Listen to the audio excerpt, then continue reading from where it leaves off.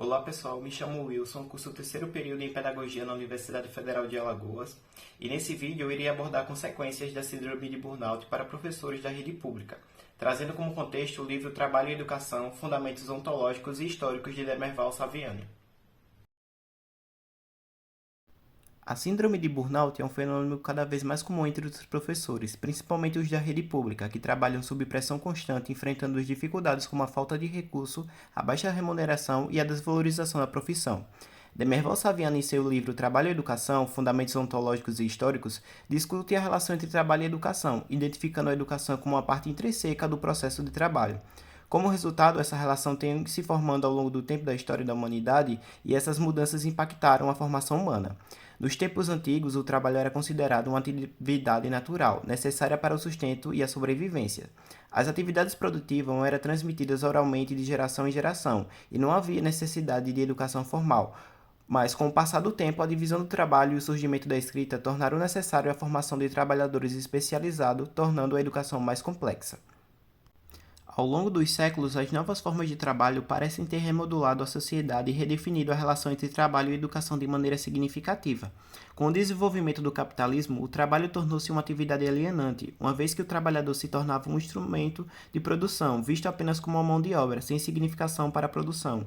Houve a necessidade dos trabalhadores serem educados para adaptação a essas condições. Com o avanço da tecnologia e da globalização, o trabalho passou a ser mais atomizado, fragmentado, e o modelo educacional adotado pela indústria capitalista reproduziu essa fragmentação, tratando de uma formação humana também de maneira fragmentada, como uma coleção de habilidades e competências superficiais. A educação agora é vista como um investimento, um custo a ser minimizado. Assim, a formação humana é cada vez mais instrumentalizada, condicionada não para a realização do ser humano, mas para atender às demandas do mercado. Exemplo das contradições atuais relacionadas a essa realidade ocorre no Brasil, onde a educação tem sido precarizada, a rede escolar pública é deficiente, os professores são mal remunerados, o que leva à perda progressiva de qualidade no ensino. Tal situação resultou na ausência de habilidades básicas em língua portuguesa e matemática, denotando um vazio educacional. O resultado final é que muitos trabalhadores são deixados para trás e se tornam as vítimas de um sistema educacional cada vez mais impulsionado pelo mercado. Assim, o desafio é reverter essas tendências, reconhecendo a educação como um direito básico de todo ser humano, e não como um privilégio, e o trabalho como uma atividade humana e uma forma de realização pessoal, não como uma forma de exploração e alienação. É necessário reconsiderar a educação como um processo integral, visando a propriedade e, portanto, o pleno desenvolvimento das faculdades humanas.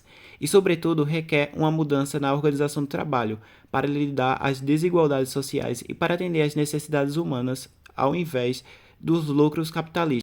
Concluindo, é importante destacar que a compreensão do fenômeno de burnout entre professores é fundamental para pensar em soluções para a precarização do trabalho e da educação.